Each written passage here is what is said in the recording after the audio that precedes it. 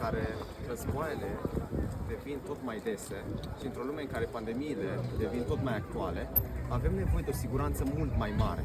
Siguranța nu se găsește nici la știrile care le vedeți la ora 5, nici de la ora 7, ci numai într-o carte care poate să dea speranță și care a schimbat viețile de-a cursul secolelor la rând. Și această carte pe care o avem aici, Biblia, trebuie răspândită cât mai mult, pentru că este singura care poate să dea siguranță. Și după cum vedeți, aici avem un stand de cărți prin care dorim să ducem această lumină, această siguranță și altora, ca și alții să poată să fie mângâiați, ca și alții să poată să fie ajutați. Dar acest lucru trebuie să se facă cu ajutorul vostru.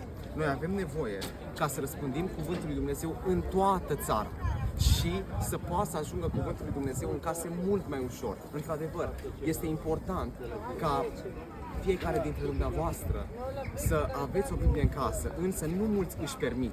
Și datorită acestui fapt, avem nevoie să ajungem la cât mai multe persoane. Însă, din păcate, anumite resurse ușor o să se termine și avem nevoie de ajutorul vostru pentru acest lucru, ca să ne puteți ajuta să ducem mai departe, împreună, ca o comunitate, Evanghelia în fiecare casă. Așa că, pentru cei care doriți să ajutați această lucrare, puteți să ne ajutați donând ceva din mica sumă pe care o aveți acasă în conturile pe care o să le găsiți în descrierea acestui videoclip.